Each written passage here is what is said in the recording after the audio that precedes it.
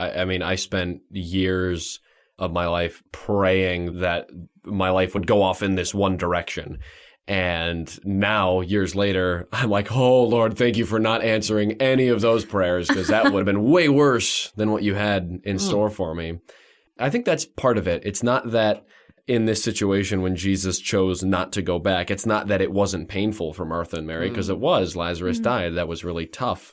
There are times when God chooses not to answer our prayers or seems to ignore our problems or let us stew in a hopeless situation. And it's not because he's abandoned us. It's because there is something more behind the scenes that's going on.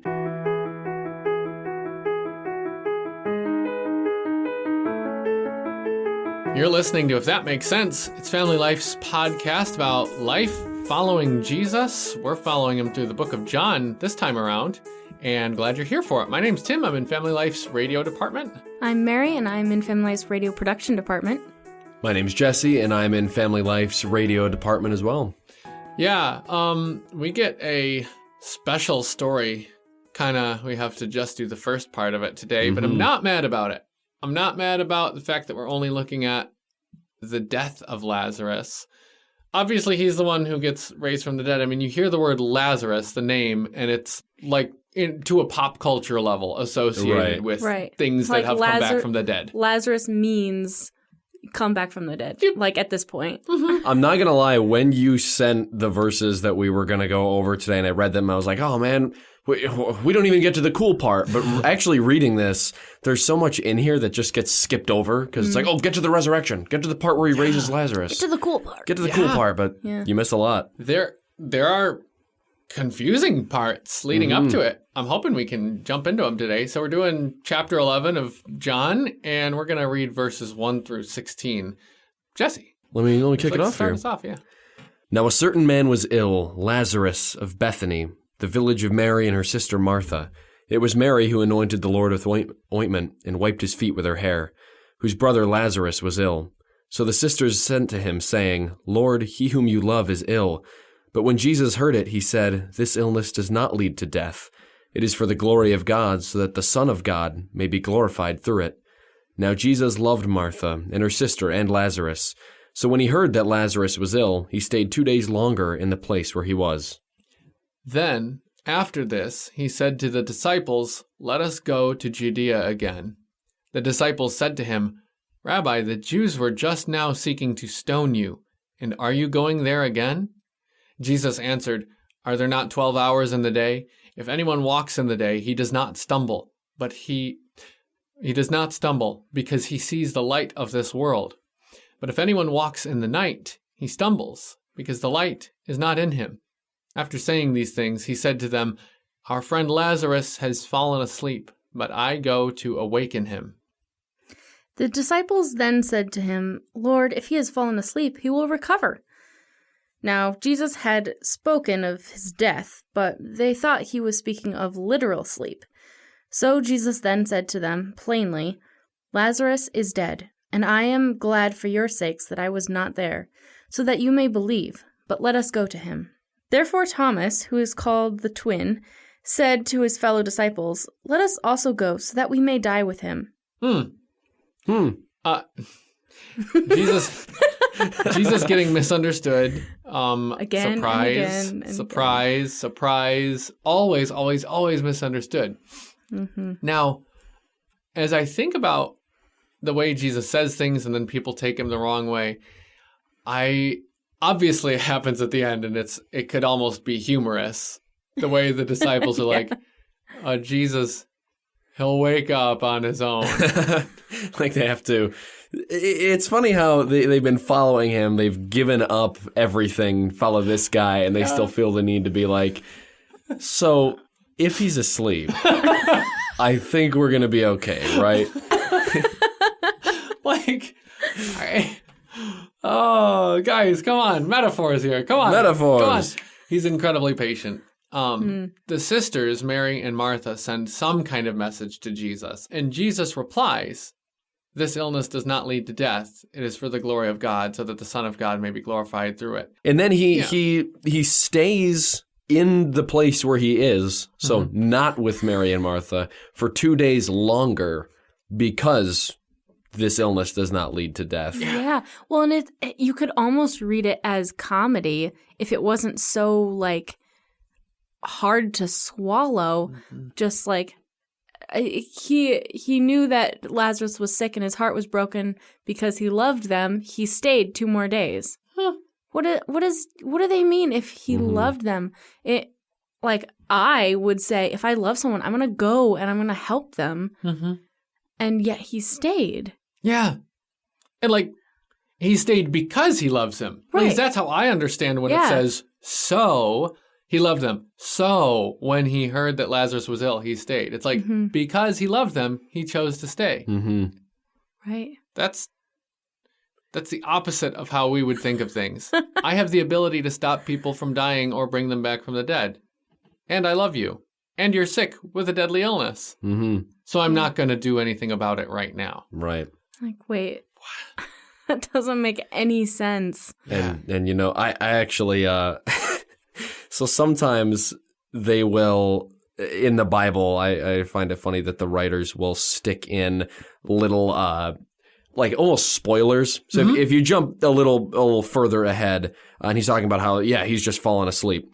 It says, now Jesus had spoken of his death, of Lazarus' death. Like, spoiler, by the way, he did actually die. And they do this all over the New Testament where it'll be like, now Jesus had actually spoken of how he was going to be crucified and be raised on the 3rd day. Right. We haven't gotten to that part yet, but just follow it. Like, they're so excited to explain.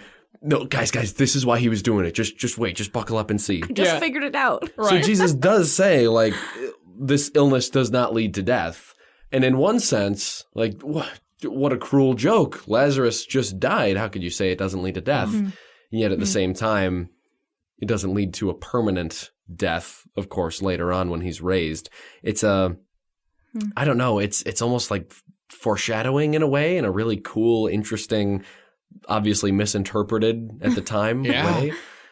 But I like that. Right. Yeah. Well, and I couldn't help when I was reading it draw comparisons to our lives. Just like in the Old Testament, so many things that happen are symbols of what happens in the New Testament. In this story, Lazarus died. Like, he was dead.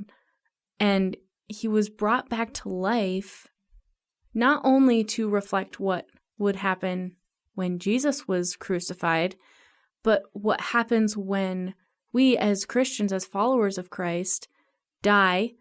We are asleep. Like the Bible says, like Stephen, when he was persecuted, the Bible doesn't say he died. It says he fell asleep. Right. Which is the same usage of the word that Jesus uses here to describe Lazarus, which implies that we will be raised again when the time comes for Jesus to come back and all that stuff. Like, that's really cool. It's so cool. I've looked before. I haven't done like a deep word study, but I've looked into this because I find it so interesting what you're just talking about, Merri. I can't think of a place in the New Testament that refers to a believer in Christ dying. Now, clearly, they die from our perspective. You just talked about Stephen. He gets stoned to death later in the book of Acts. Yeah. And Lazarus here, he died. But the early church used the word asleep, fell asleep. You got to wonder if they're following Jesus' example here. Yeah. Because Jesus reinterprets what life and death are. Yeah. They're no longer about dying with your body. It's like you're not going to die because you trust Jesus. For each of us, we could maybe even say what Jesus replies to Mary and Martha. Of each of our eventual mortal states that we find ourselves in someday, this illness does not lead to death. It is for the glory of God, so that the Son of God may be glorified through it. Like, for each of us, none of our lives, if we trust Christ, lead to death. Yeah, someday I'll be in a coffin. And sure, someday I won't have a pulse on this earth, but I won't be dead as we used to understand death before Jesus. Right. Jesus' definition of death does not match the human definition of death. Yeah. And that story, that's really cool. And humans' definition of death is so full of, well, the opposite of full of. It's empty of hope. There's no hope once someone dies. We don't know what happens after that. We haven't seen that. But when Jesus came and started using this terminology, like, that must have blown their minds. Just like, whoa, wait, there's more? Yeah, because the afterlife, I haven't done like a crazy amount of research on this, but there really wasn't a massive emphasis on like heaven after you died. It was kind of just, yeah, you're asleep now. There might be something more one day, but you're just asleep. And that's kind of what they believed up until Jesus came and changed everything. Yeah, Martha actually says something really interesting in what's going to have to end up sadly being next episode. But she tells Jesus essentially, like, I know Lazarus will be raised from the dead someday in the resurrection, like an event that they just kind of held off in the future as like a foggy future. Someday something's going to happen. But that in itself is interesting because you don't find that real clearly in the Old Testament Jewish scriptures. If it did, it developed like as theology, but they didn't know what to expect or how God would do that. They just kind of believed there would be the resurrection someday. And spoiler for next episode, Jesus is the resurrection. Woo, man. So cool. Come on. Okay. But first, we got to go back to this because this is like, to me, this is the kernel of what we look at when we talk about this passage. He loved them, so he stayed. Right. I know that's uncomfortable, and you've already shared, Merri, like, what? This doesn't make any sense. Yeah. He tells his disciples, though, why he stays. And it's for Mary and Martha's good. It's for the disciples' good. It's even for Lazarus' good, the guy who died. He stays. He says why. He says, I'm glad that I was not there, so that you may believe. He says earlier, too, this is for the glory of God, so that the Son of Man may be, or so that the Son of God may be glorified through it. If we are led to glorify God through something, and if we're made joyful because Jesus is made glorified, does that make it, quote, worth it, whatever it took to get there? Like, that's what I have to challenge myself with when I read this. Well, there was, I spent years of my life praying that my life would go off in this one direction. And now, years later, I'm like, oh, Lord, thank you for not answering any of those prayers, because that would have been way worse than what you had in store for me. I think that's part of it. It's not that in this situation when Jesus chose not to go back, it's not that it wasn't painful for Martha and Mary, because it was. Lazarus died. That was really tough. But it was worth it in the end, and God was glorified through it. And I think there are times when God chooses not to answer our prayers or seems to ignore our problems or let us stew in a hopeless situation. And it's not because he's abandoned us. It's because there is something more behind the scenes that's going on, and we can't see it. Yeah. And it's so hard when you're in the moment to look at your situation and say that it's going to be okay because God has a plan, when, like, by all accounts, Lazarus was gone. He was not coming back.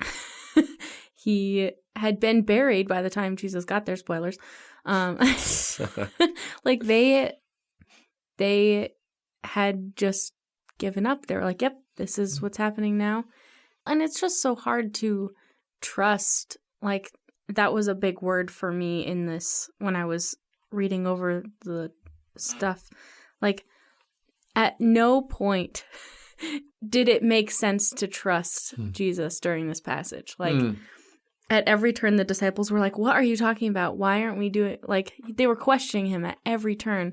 And even the last verse of this section, the disciples, they were so dedicated to Jesus. They were like, he's going to get stoned. Well, I guess we're all getting stoned. That's the plan We'll now. go with him. And like, that was so much dedication, even though they didn't trust him. Well, this guy, he said Lazarus was asleep and he's dead, and Jesus is... We're going. I don't know what he's talking about, but we're going with him. Putting yourself in their shoes, they were doing the best they could with the information they had.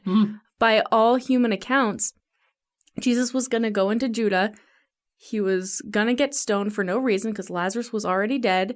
And that was the end of everything. That was the whole thing. All that wasted. Wow. And they went anyway.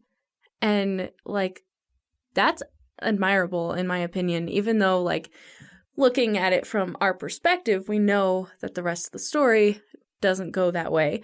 And that, of course, Jesus worked it all out and for his glory, as he said he would. But just them being able to just follow him and go with it, even though it didn't make any sense. It's really impressive. And that's what they chose to do with their incomplete understanding. Like, well, Jesus is going to get us killed, but he's the best thing going. Let's follow him. Yep. And even when they had the whole story later, after he was raised and after he went to heaven and sent the Spirit, they did the same thing.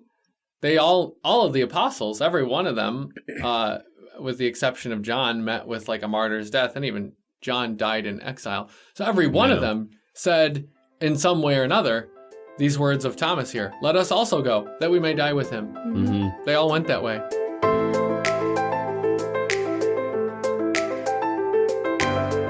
You said something about this story, Merri, earlier, and I think it kind of fits. Well, I was just saying that by all human accounts, none of this makes sense, which is true. Is true. It doesn't make sense, which is proof, in my opinion, that there's no way a human could have come up with this story. There's so many it's parts. Not like, a story. Like this really happened, because there's no way from any angle you look at this that it makes sense, because it doesn't make sense. And I don't know, I just thought that was like a cool little thing to think about, like the things that Jesus does throughout the New Testament. You couldn't make that up. Nope. You just couldn't. There's no way. I was literally listening to, and I already told you this, Merri, but I just have to say it again. This morning, listening to a sermon from John chapter 11, recorded in December 1996, okay? Wow. And the pastor literally said that exact same thing. So I cannot believe this. And you, of course, had never heard that. Like, no, there's no original thoughts, nothing new under the sun. It's so great. Like, but what he said is like, you see how Jesus responds to this situation? No human intuition could come up with this. No, this is so unexpected. I love that. And I just think about this story, and I think, like, it's so, the parts of it are so interesting. Like, who could have come up with it? This probably hit me for the first time reading it most recently, that you even get glimpses, even though he hasn't done any raising from the dead here yet, you already see Jesus' divinity in this story, because Jesus knows that Lazarus died. He, like, has a sense. He can tell. Yeah. It's like, it's like when Obi-Wan Kenobi can feel that the planet Alderaan has been destroyed. Right. There's a disturbance in the Force. Jesus is like, I already know what happened. He is dead, and I stayed exactly as long as I did. Not only that, so that he would be dead, but so that when I got there, he would be, like, culturally understood as his soul has left his body. Yeah. 4 days old, dead. For sure dead. So dead. Super dead. And no coming back from that. Dead. Right. Like, specifically, like, I'm going to make sure everybody knows. You see even these little details that John has worked in the gospel he's written. Like, come on. We didn't come up with that. Yeah. We didn't make that up. Well, and it's cool, too. You kind of hear this same thought with Christ's resurrection. Like, well, could he have maybe survived the cross, and, like, he was in the tomb for 3 days, but then he lived through it and he got out? Well, maybe Lazarus, like, wasn't dead. He was just, kind of, he stopped having a pulse, but then he got back up. It just happened to be when Jesus was around. But we see Jesus deliberately, he stays away from the tomb for 2 days. Deliberately, he says he sensed that Lazarus has died. This was all very, very... Jesus had this planned from the beginning. It's not like he showed up and... Oh, look at that. Whoa, I raised this man from the dead. John, write that down. That was so cool. Like, this happened. Mm-hmm. And it's amazing. Also, other gospels, I don't believe the other gospels chronicle Lazarus, but they do chronicle Merri washing Jesus' feet and anointing him. Which hasn't happened yet, I think. I was trying to figure this out beforehand. I don't believe when they mention in the beginning of this chapter, it was Merri who anointed the Lord with ointment and wiped his feet with her hair. I think that's talking about something that's going to happen because she does that in chapter 12. Oh, interesting. But it's like an eyewitness account. Hey, you've heard of the lady who washed Jesus' feet. Here's the context. Here's why. Right. Interesting. That's super details. Cool. Oh, that's cool. That's super neat. I did not even pick up on that detail. Huh. That is very, very cool. Well, and I was going to say, to your point about, like, there's no way that this was just like an accident because Mary and Martha sent a message to Jesus that he was going to die 2 days before he even started the journey back. So Mary and Martha knew he was dying. Like, they were like, this is the last chance, last shot. Something I was reading just put it into perspective a little bit for me. From Mary and Martha's point of view, just that, like, they were getting desperate. When you have someone you love who is in that place where there doesn't really seem to be any answers and there's no real hope, that's when you get desperate. That's when you start reaching out and being like, hey, I need you to help me.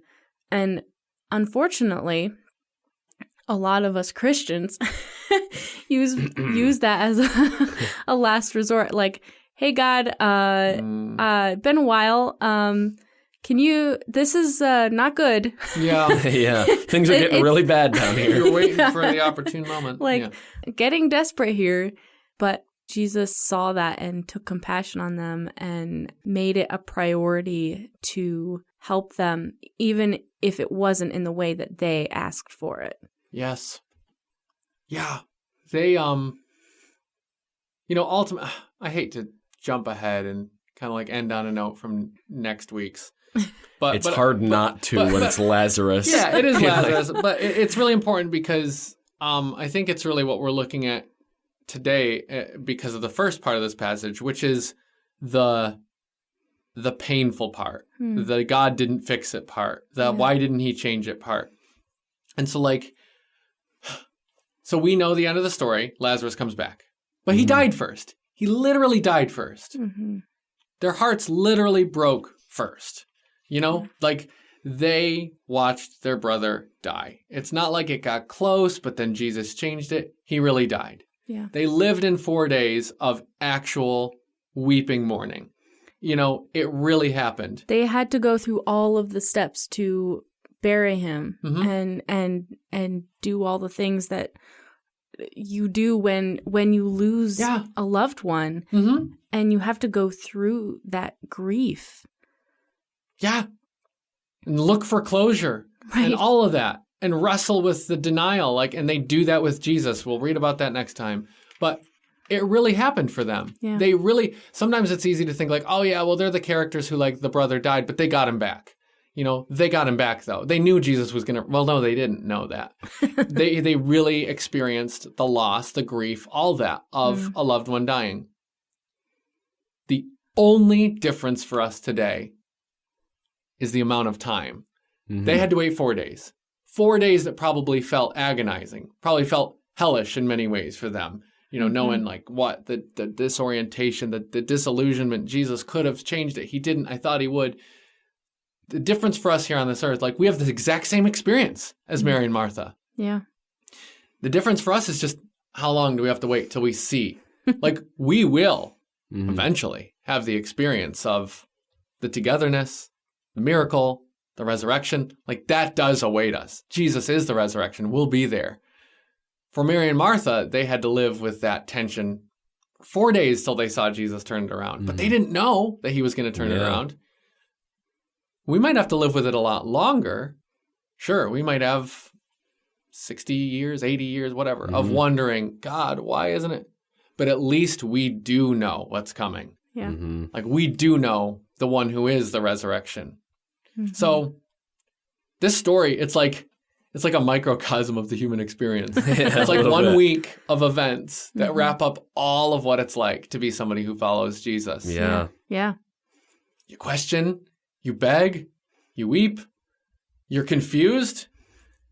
You just decide to follow him. Yeah. Like the disciples did. Well, let's follow him. Let's go get we're gonna die then. Stoned together. And like, to some extent, yeah, those hard things all really do come true. But so does the resurrection. Yeah. Yep. That's a good word. Let's not forget also that, I know this is also jumping ahead, but Jesus weeps, he weeps over Lazarus. And I don't want to tread on too much of the coming episodes because I know that's going to be a big theme probably, but he cares. It's not like, whatever, you can deal with a little death for 4 days while I get over there. He cared immensely. And like Jesus knew better than anybody that Lazarus was coming back from the dead. Right. And it still affected him. So we don't have to worry about dealing with an impersonal God who is going to handle all our problems, but is going to really just let us suffer along the way because he doesn't understand what it's like to be human. He knows better than other gods how to be human. If you can call them that. Yeah. Oh, absolutely. It's not wrong to grieve. Yeah. Well, and I have to think that talking about Jesus' emotions for a little bit, in this first section that we've been talking about, he was probably not exactly thrilled either. And yet he still took the time to explain himself to the disciples and the people who were like, what do you mean? Like, it's so hard for us as humans to take a step back, and when we're in that awful place of grieving and like be patient with people, and Jesus was able to do it, which and I mean it's kind of hard to see that he was sad in this section just because, like, he's like, yeah, I'm gonna wait. I love you. I'm gonna wait 2 more days. Yeah. And you're kind of like, do you have a heart? Are you really sad? Are you sure about this? But I'm sure that must have hurt him to have to do that to those he loved. Yeah. Wow. Yeah. Can you imagine eating meals on those 2 days, trying to sleep on those 2 days when you know, like, I mean, just you picture even what his prayers might have been like to his Heavenly Father. Yeah. And like knowing, well, this is what I have to do, but what my friends are going through right now. And if you ever know someone who's going through something that's really hard, it feels so hard to be far away from them and not be able to do anything and feel that helplessness of, there's nothing I can do, especially like nowadays we have a lot of family and friends who are not in a close proximity to us, like across the state or the country or even the world. And when the people we love who are out of reach go through hardship, it's so difficult. And yet Jesus knows. He experienced that. And that is at least some comfort. Yep. He experienced it. And he wept about it, and we have to live with it. We have to live with the tension. The difference is just that we don't have to do it blindly. Like we can, even though we don't know how everything looks when he makes it better, we know he does this. This is his character. This is his DNA. This is the kind of story he writes every time. Yeah. Even when we can't see it yet, because we're still in those 4 days. We're still in the in-between. Yep. We still don't see the picture. We just have to know who he is and what he's like. Thank you for joining us for If That Makes Sense, the family life podcast about what life is really like as a young adult following Jesus. If you enjoy the show, please send it to a friend. Your genuine appreciation of the show is the best way for word to get out. And it would make our day if you left us a rating and a review wherever you found this episode. Family Life has more great original podcasts that you can check out at familylife.org/podcast. Thanks again, and we look forward to having you along for the next one.